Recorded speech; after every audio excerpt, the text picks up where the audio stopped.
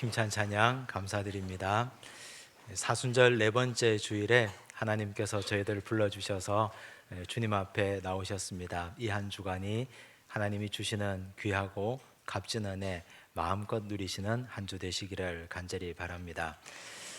가끔 맛집을 경험하고 싶어서 맛집이라고 소개된 곳을 찾아갈 때가 있지 않습니까? 그런데 맛집을 기대하고 갔는데 그 집 문 앞에 서서 가끔 이런 문구를 볼 때가 있습니다. 오늘 준비한 재료가 다 소진되었습니다. 죄송하지만 다음번에 오시기 바랍니다. 그런 글을 보시면 어떤 마음이 드십니까? 내가 조금 더 일찍 올 걸. 아쉽다. 내가 다음에는 꼭 일찍 와서 이 음식을 먹어야 되겠다. 이런 마음이 들지 않습니까? 동시에 또 한편 드는 생각은 이 집이 참 정직하게 장사를 하는구나. 준비된 식재료가 다 끝나고 나면 이제 장사를 그만하는 걸 보니 이 집은 손님을 아주 귀하게 생각하고 그 음식을 잘 준비해서 손님을 대접하는 귀한 집이구나. 그런 생각을 하게 될 것입니다.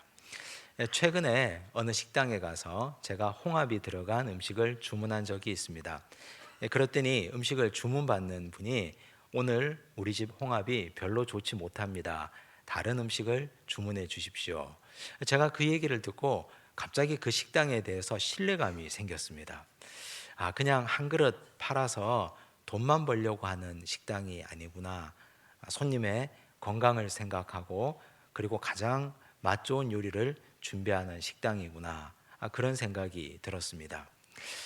우리가 음식도 장인 정신으로 만들고 돈을 벌기 위한 식당도 이렇게 경영을 해 가는데 하나님의 교회는 어떤 마음으로 어떤 정신으로 이끌어 나가야 하겠습니까? 오늘 우리가 읽은 이 본문은 하나님께서 주신 이 교회가 어떻게 이끌어 나가야 되는지, 어떻게 하나님께서 원하시는 방향을 잡아야 하는지를 보여주시는 말씀입니다. 오늘 이 말씀 통해서 이 땅의 교회가 어떤 길을 걸어가야 하고 우리는 하나님께서 바라는 교회 안에서 어떻게 살아가야 하는지를 깨닫고 결단하는 시간 되기를 간절히 바랍니다. 예수님의 소문이 온 나라에 그리고 온 동네에 퍼져갔습니다. 사람들이 예수님을 보기 위해서 이곳 저곳에서 몰려들었습니다. 먼저 7절 말씀을 보십시오. 함께 읽겠습니다. 예수께서 제자들과 함께 바다로 물러가시니 갈릴리에서 큰 무리가 따르며. 예수님이 지금 계신 곳이 갈릴리였습니다. 갈릴리에서 많은 사람들이 예수님을 보기 위해서 사람들이 큰 무리를 지어서 주님 앞에 나왔습니다. 그런데 갈릴리에서만 주님을 보기 위해서 나온 것이 아닙니다. 8절을 보십시오. 함께 읽습니다.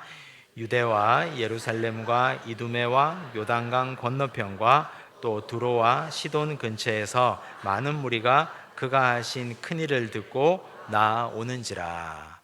유대와 예루살렘에서도 주님을 보기 위해서 나왔습니다. 이스라엘 지도를 보면 가장 북쪽에 갈릴리 지방이 있고 가운데 사마리아, 남쪽에 유대 예루살렘이 있습니다. 그런데 유대 예루살렘에 사는 사람들은 북쪽 갈릴리로 가기 위해서 가운데 끼인 사마리아를 통과하지 않습니다. 그 땅은 저주받은 곳이고 더러운 곳이라 여겨서 그들은 요단강을 건너가서 둘러서 갈릴리로 들어옵니다.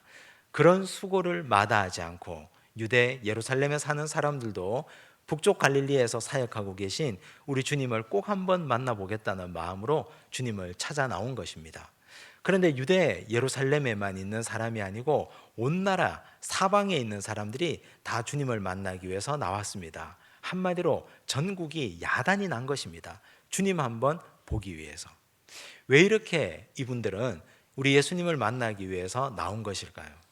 이들이 주님을 만나기 위해서 나온 데는 두 가지 이유가 있습니다. 그 첫 번째 이유는 병 고침을 받기 위함입니다. 예수님이 이전까지 많은 병자를 고쳤지 않습니까? 귀신 들린 자를 고쳤고 나병 환자, 중풍병자, 한쪽 손이 마른 사람도 주님이 고쳤습니다. 수많은 각색 병자들을 주께서 다 고쳐주셨습니다. 그랬더니 온 나라의 병자들이 다 우리 예수님을 만나서 병 고침을 얻기 위해서 주 앞에 나온 것입니다. 두 번째, 이들이 예수님을 이토록 갈급하게 찾아온 이유는 정치적인 이유입니다.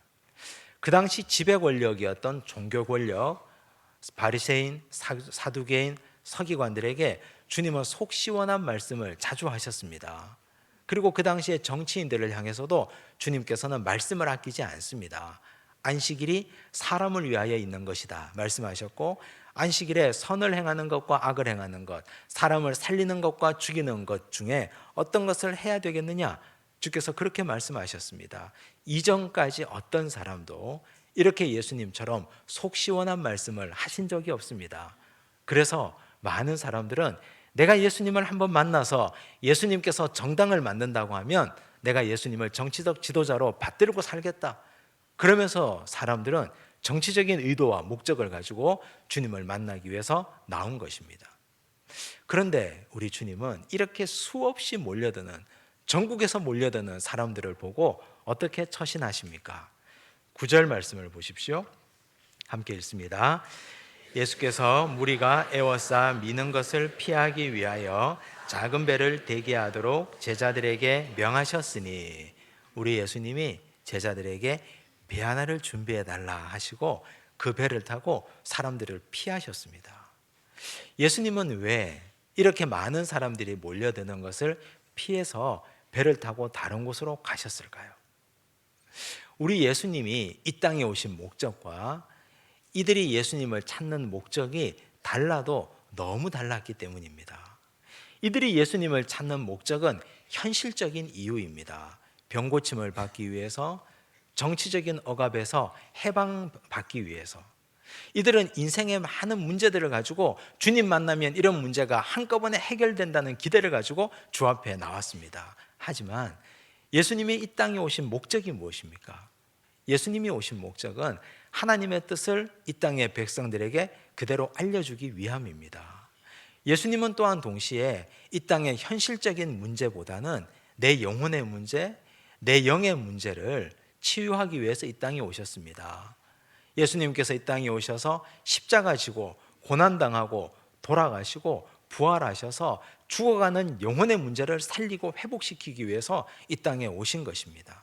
그런데 주님을 찾는 자들은 영혼의 문제에는 관심이 없고 현실적인 문제에만 집착하는 사람들이었습니다. 그렇다면 우리는 여기서 우리 예수님께 두 가지 질문을 해볼 수 있습니다. 첫 번째 질문은, 주님, 육체적 문제, 현실적 문제가 너무 급하지 않습니까? 이거 예수님이 해결해 주시면 안 됩니까? 가난한 자 부자 되게 해주시고, 병든 자 고쳐주시고, 나라가 로마의 압제에 빠져 있는데 해방시켜 주시면 이게 무슨 문제가 됩니까? 이것부터 해결해 주시면 안 됩니까? 이렇게 질문할 수 있습니다. 옳은 말입니다. 맞는 말씀입니다. 하지만 여기에 함정도 있습니다. 왜냐하면 영혼의 치유함 없이, 내 영이 하나님을 만나는 것 없이, 내 영혼이 구원받는 것 없이 병만 낫는다면, 나라만 해방된다면 그 다음 어떻게 될 것 같습니까? 병난 육체를 가지고, 건강한 육체를 가지고 다시 현장으로 돌아가서 죄 짓고 살지 않겠습니까? 죄 열심히 지으라고 병 고쳐주는 것밖에는 되지 않을 것입니다. 동시에 내 영이 온전히 회복되고 치유되지 않고 나라가 해방을 맞이한다면 사람들은 이합집산하고 갈라질 것입니다. 모두가 다 그 나라의 주인이 되려고, 해방된 나라에서 한 자리 차지하려고 사람들은 눈에 불을 켜고 달려들 것입니다. 영혼이 치유되지 않으면, 속사람부터 고침받지 않으면 병 낫는 것도, 나라가 해방되는 것도, 부자가 되는 것도 오히려 그들에게는 해가 되고 악이 될 뿐입니다. 두 번째, 우리가 주님께 이런 질문도 해볼 수 있습니다. 예수님, 그렇다면 여기 온 사람들을 다 불러놓고 말씀하시면 되지 않습니까? 나는 이 땅에 영혼을 치유하기 위해서 왔다. 너희들은 현실적인 문제를 가지고 왔으니 영혼부터 치유하자. 이렇게 말씀하시면 되지 않습니까? 그러나 그렇게 말한다고 사람들은 한 번 혹은 두 번 설교 듣는다고 고쳐지지 않습니다. 변화되지 않습니다. 정말 변화를 원한다면 훈련받아야 됩니다.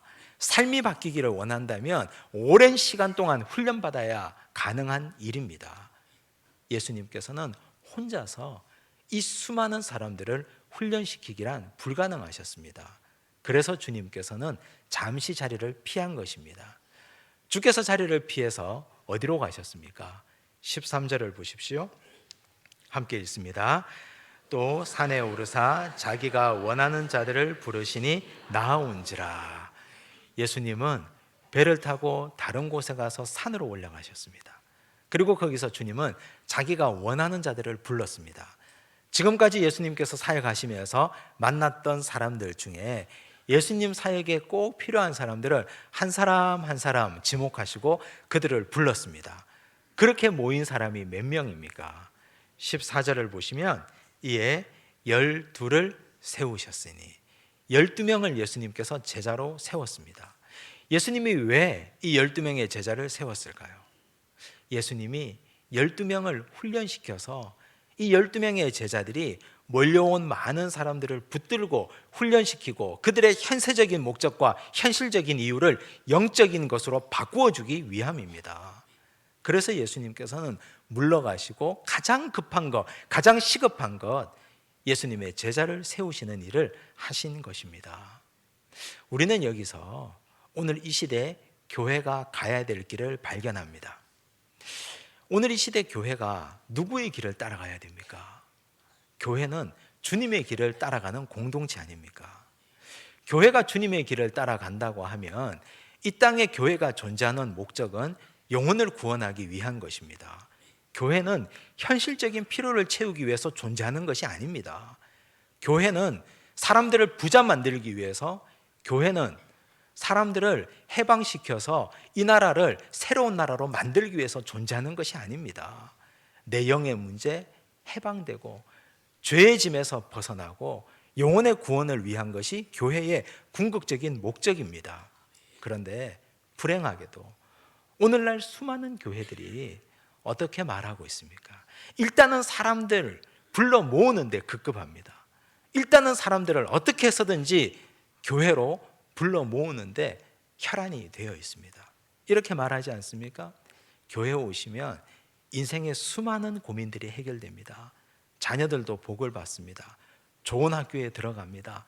좋은 직장에 취직할 것입니다. 돈도 많이 벌 것입니다. 병고침을 받습니다. 염려 없이 살 수 있습니다. 이렇게 광고하지 않습니까? 부끄러운 일입니다. 정직해야 됩니다. 교회 와서도 문제가 해결되지 않습니다. 교회 온다고 해서 병이 낫거나, 교회 온다고 해서 갑자기 부자가 되거나, 교회 온다고 해서 공부 못하던 아이가 좋은 학교에 입학하거나 그런 일이 결코 일어나지 않습니다. 오히려 신앙생활하면 문제가 더 생길 수 있습니다. 신앙생활하면서 하나님 말씀대로 살아가려고 발부둥치고 애쓰다 보면 더 수렁에 더 깊이 빠지는 경험을 하실 것입니다. 하나님의 방법대로 살아가는데 잘 되지 않습니다. 세상은 이미 악해 빠져 있기 때문에 그렇게 살아가는 것이 쉽지 않습니다. 그러나 우리는 이렇게 말해야 됩니다. 교회 와도 신앙생활을 해도 인생의 현실적인 문제가 해결되지 않을 것입니다. 그러나 예수님이 함께 하십니다. 주님이 함께 하셔서 험한 십자가 함께 지고 고난의 길을 함께 걸어가실 것입니다. 이전까지는 혼자였다면 이제는 그 힘들고 어려운 길을 예수께서 함께 동행하실 것입니다. 주님이 함께 동행하셔서 여러분의 영혼을 주님께서 책임져 주실 것입니다. 실제로 교회에 올 때는 현실적인 필요 때문에 교회에 왔지만, 그러나 이곳에서 진짜 주님을 만나신다면 우리의 영혼이 구원받아서 훗날 천국에서 눈뜨게 되실 것입니다. 현실적인 문제보다 영적인 문제가 우리에게는 심각한 문제입니다. 이렇게 말해야 이것이 정직한 것 아닙니까? 이렇게 말해야 교회가 교회다운 것 아닙니까? 그런데 오늘 이 시대의 교회는 사람들을 많이 모아서 그 다음 무엇 할 것입니까? 그 다음 어떻게 하겠습니까? 사람들이 모이면 그 다음 교회를 크게 지을 생각을 합니다. 어떻게 하면 큰 교회를 지을까? 어떻게 하면 건물을 높이 쌓을까? 그 걱정을 합니다. 그 다음 어떻게 됩니까? 건물을 크게 지으면 또 이 예배당을 채우려고 사람들을 수단과 방법을 가리지 않고 불러 모을 것입니다. 그렇게 모아서 그 다음은 어떻게 합니까? 그 다음은 목회자가 왕이 됩니다. 그 다음은 목회자가 군림합니다. 우리 예수님은 결코 그런 일을 벌인 적이 없습니다. 주님께서 사람들 위해 왕이 되려고 하셨다면, 우리 예수님께서 사람들 위해 군림하려고 하셨다면 얼마든지 할 수 있지 않습니까? 전국 각처에서 사람들이 몰려오는데 그 사람들을 가지고 예수정당을 만들고 국가 권력에 대항하는 당을 세우고 로마를 전복시키고 예수님은 혁명가가 될 수 있었을 것입니다. 그러나 주님은 군림하려는 생각 초도 없었습니다. 주님은 이 땅에서 왕이 되려고 하는 생각 하나도 하지 않았습니다. 오히려 피했습니다. 사람을 세웁니다. 그 사람을 통해서 몰려온 사람들을 양육하고 붙들고 훈련하고 그들의 영혼을 변화시키고 그들에게 힘을 줘서 다시 세상 가운데로 내보내도록, 한 사람 한 사람이 교회가 되도록, 이것이 우리 주님이 꿈꾸고 바라셨던 교회입니다. 12명의 제자들, 우리 예수님께서 어떻게 훈련시켜 가십니까? 14절과 15절 말씀을 보십시오. 함께 읽습니다. 이에 12를 세우셨으니 이는 자기와 함께 있게 하시고 또 보내사 전도도 하며 귀신을 내쫓는 권능도 가지게 하려 하심이러라. 예수님의 제자 훈련의 방법은 단순했습니다. 딱 한 가지였습니다. 함께 있게 하심, 함께 살자. 3년 동안 함께 사시는 겁니다. 제자들을 부르자마자 나가서 전도해와라, 귀신을 내쫓는 권능을 가져라 주문하지 않습니다. 함께 살자 하셨습니다. 예수님과 함께 살면 어떤 유익이 있을까요? 주님과 함께 살면서 우리는 주님의 기도하는 방법을 배웁니다. 새벽에 일찍 일어나서 기도하러 가십니다. 제자들 피곤해도 주님 따라 기도하러 가야 합니다. 예수님 밤이 맞도록 붙들고 기도하십니다. 나도 내 인생에 문제가 있으면 예수님처럼 밤을 새워서라도 기도해야 되겠다는 결단을 하게 될 것입니다. 인생에 어떤 문제가 있더라도 주님은 기도부터 먼저 하셨습니다. 예수님과 함께 살아가다 보면 우리 주님이 사람을 대하는 것을 봅니다. 부자나 가난한 자나, 있는 자나 없는 자나, 배운 자나 배우지 못한 자나 주님은 똑같이 대하셨습니다. 똑같이 사랑하셨습니다. 우리가 예수님과 함께 살면 주님을, 사람을 대하는 방법을 우리도 보고 배우게 될 것입니다. 예수님과 함께 살다 보면 주님의 언행일치를 배웁니다. 말씀하신 것 그대로 행동에 옮깁니다. 우리는 주님과 살아가면서 이것을 배웁니다. 제자들도 예수님과 함께 살면서 자기들의 연약한 것이 다 드러납니다. 약한 것도, 추한 것도, 죄된 것도 다 보여드립니다. 주님이 때로는 책망하십니다. 때로는 강하게 질책하십니다. 때로는 위로하십니다. 그러면서 제자들도 자기를 보이고 예수님도 자신을 보이고 그렇게 훈련받아 가는 것입니다. 이렇게 훈련받고 또 제자들은 동역자들과도 함께 모이며 훈련받습니다. 나 혼자 주님과 훈련받는 것이 아니라 12명이 함께 모여서 부대끼며 살아가는 존재들 아닙니까? 예수님의 제자들의 면면을 한번 보십시오. 16절에서 19절입니다. 함께 읽습니다. 이 12를 세우셨으니 시몬에게는 베드로란 이름을 더하셨고 또 세베대의 아들 야고보와 야고보의 형제 요한이니 이 둘에게는 보아너게 곧 우레의 아들이란 이름을 더하셨으며 또 안드레와 빌립과 바돌로메와 마테와 도마와 알페오의 아들 야고보와 및 다데오와 가나나인 시몬이며 또 가롯 유다니 이는 예수를 판 자더라. 예수님의 제자들은 다양한 사람들이 있었습니다. 직업을 보십시오. 어부도 있고 세리도 있습니다. 예수님은 목수 출신입니다. 다양한 직업군의 사람들이 모였습니다. 지역도 다양합니다. 갈릴리 어부들도 있었고 가룟 출신의 유다도 있었습니다. 정치적으로 색깔이 전혀 다른 사람들이 있습니다. 가나나인 시몬이라는 사람은 열심당원입니다. 열심당원은 정치적으로 행동하는 사람들입니다. 가슴에 칼을 품고 다닙니다. 칼 품고 다니다가 자기 생각에 맞지 않으면 칼을 빼들고 덤벼드는 사람들입니다. 굉장히 무서운 다혈질의 사람입니다. 이런 사람도 예수님의 제자가 되었습니다. 돈을 좋아하는 가룟 유다도 예수님의 제자가 되었습니다. 성격이 불같은 사람 우레의 아들들도 예수님의 제자가 되었고, 베드로 같은 사람도 제자가 되었습니다. 이 12명이 함께 어울려 살아가면서 어떤 일이 일어났을까요? 우레의 아들들끼리 다투지 않았겠습니까? 베드로와 다툼이 없었겠습니까? 지역이 다른 사람들끼리 지역색을 드러내지 않았을까요? 직업이 다른 사람들끼리 생각이 얼마나 달랐을까요? 그러면서 자기들은 모난 모습이 깎여져 갑니다. 모난 모습이 훈련돼 갑니다. 둥글둥글해져 갑니다. 예수님을 통해서 훈련받고 자기들끼리 깎이고 단련받고, 이렇게 훈련받는 이유는 훗날 교회 지도자가 되면 몰려드는 많은 사람들을 받아들이고 그들을 넓은 마음으로 수용하라고, 예수님을 배우고 인격을 훈련하라고 주께서 이들을 이렇게 함께 있자 하시고 훈련하신 것입니다. 나중에 이 예수님의 12제자가 어떻게 되었습니까?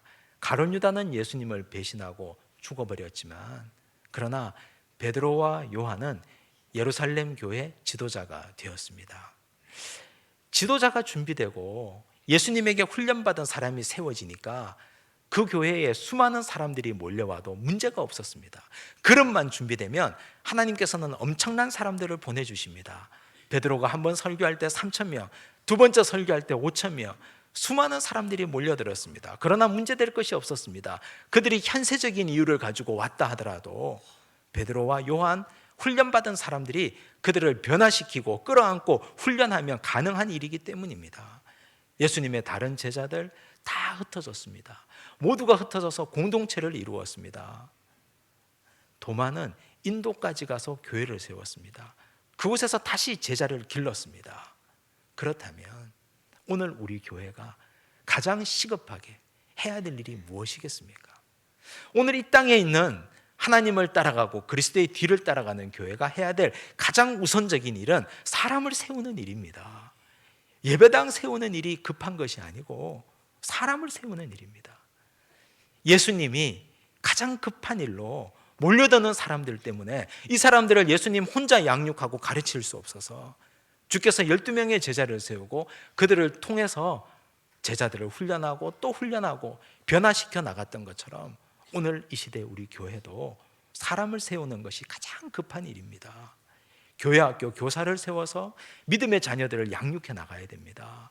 지금은 어린아이지만 이 아이들이 자라서 큰 나무가 되고 그 나무 가지에 새들이 깃들이는 것처럼 많은 사람들이 쉬게 되고 그 그늘에 사람들이 다 쉼을 얻게 되는 믿음의 거목으로 우리 교회 학교 아이들을 길러내야 할 것입니다. 그러기 위해서는 교사를 길러내는 것이 얼마나 중요한 일인지 모릅니다. 우리 교회에 많이 오시는 분들, 이 성도들을 하나님께서 끌어안고 양육하고 그들을 훈련하고 말씀을 먹일 만한 지도자들을 길러내기를 원하십니다. 이것이 교회가 걸어가야 될 가장 급하고 가장 중요한 일입니다. 부디 우리가 교회가 가야 될 길을 오늘 이 말씀 통해서 마음에 깊이 새겨나가시기를 간절히 바랍니다. 또한 우리도 내가 교회 안에서 어떤 일로 하나님께 가장 크게 영광을 드려야 될까? 내가 하나님께 가장 크게 영광 드리는 것은 예수님과 함께 거하며 제자된 삶을 사는 것입니다. 주님과 함께 거하며 예수님 닮아가고 성도들과 함께 부대끼며 내 모난 모습이 갈고 닦아지고, 그래서 내가 훈련받아 나도 예수님의 제자들처럼 사람들을 말씀으로 먹일 수 있는 사람이 되고 그들의 영혼을 책임지고 돌보는 사람이 되어서 정말 교회다운 교회를 만들어 가시기를 간절히 바랍니다. 교회는 건물이 아닙니다. 한 사람 한 사람이 모두가 다 교회입니다. 우리가 다 강한 교회가 되고 견고한 교회가 되어서 내가 가는 그곳에 하나님의 교회가 아름답게 세워지는 귀하고 값진 역사가 일어나기를 간절히 바랍니다. 기도하겠습니다. 하나님 아버지 감사합니다. 교회가 어때야 되는지 우리 주님께서 가르쳐 주시니 감사합니다. 사람을 세우고 훈련하고 제자들을 세운 것처럼 주님, 오늘 이 시대 우리 교회도 건물이 아니라 사람을 세우는 교회가 되도록 축복하여 주시옵소서. 우리 예수님이 이 땅에 오셔서 하신 가장 급한 사역이 사람을 세우는 일이었습니다. 12제자를 세우시고 그들을 통해서 현실적인 이유로 찾아오는 분들을 훈련하고 양육하고 돌보게 하시고 그들이 변화되어서 세상 한가운데로 나가서 다시금 교회를 세우는 귀한 일이 우리 예수님의 사명이었습니다. 주님, 오늘 우리도 우리만의 왕국을 건설하지 않게 하여 주옵소서. 나만의 왕국에 사로잡혀 살지 않게 하여 주시옵소서. 그리하여 교만한 자 되어 주의 심판당하는 자들 되지 않도록 주께서 우리를 긍휼히 여겨 주시옵소서. 사람을 세우는 참된 교회, 아름다운 교회, 빛된 교회, 예수님의 마음을 잘 깨닫고 알아가는 교회 되도록 역사하여 주시옵소서. 모든 말씀 예수님 이름으로 기도드리옵나이다. 아멘.